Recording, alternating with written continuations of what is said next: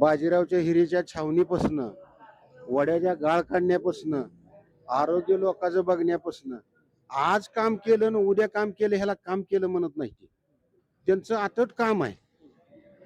मी केलं नाही म्हणून ती पुसत असतं का? माणसाचं काम हे अमर राहतं. आणि दादाचं काम असेल, मोठ्या मालकाचं, आता प्रशांत मालकाचं काम आहे, चेअरमन साहेबाचं काम आहे, ही कामं गेली कुठं? जनावराला छावणी पडली तेव्हा ही लोक गेलती कुठं?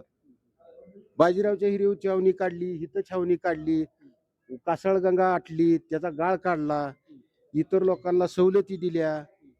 कोणाचं काय कमी जास्त ह्या लोकांनी आजपर्यंत काही बघितलंच नाही का? का काल आलेल्यांनी सगळं बघितलं? असं होत नसतंय ते.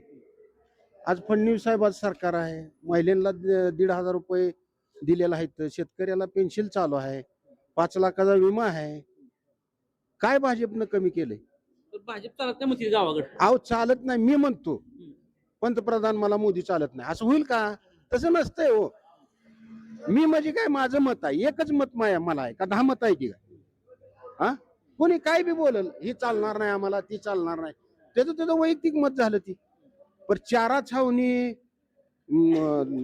रक्तदान शिबिर, दवाखानं, लोकांची उसण येणं, ज्या वेळेला विठ्ठल सहकारीनं ऊस नेला नव्हता त्यावेळेला चंद्रभागा काढली तेव्हा ह्या भागातला ऊस गेलाय. हा हे गेलेल्या लोकांचा गेलेला इथं संचालक आहे तर तीच बाईक देते, आमचं काय नाही. अरे मग तुम्ही डायरेक्टर झाला कुठनं? आम्ही कार्यकर्ताच आहे. लाभ घ्यायचा आणि मग ही चांगलं नाही म्हणायचं असं नाही. जेवाय गाठलंय तुझं खराट असो आंबाट असो चांगलं म्हणा की, चांगल्याला चांगलं म्हणा, वाईटाला वाईट म्हणा. छावणीवर गुरं काय फक्त एकाच पार्टीची होती का? आता तुम्ही मगा म्हणला यलमार समाज नाराज काय नाही.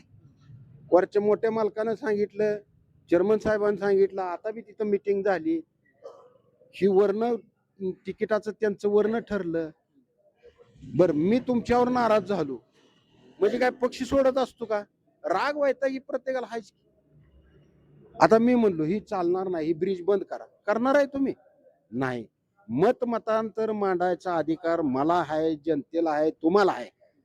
आणि ज्याला कळतंय त्यानं मत मांडावा, कळतंय त्यानं मत मांडावा. आपली गुरं छावणीत बांधली होती का नाही?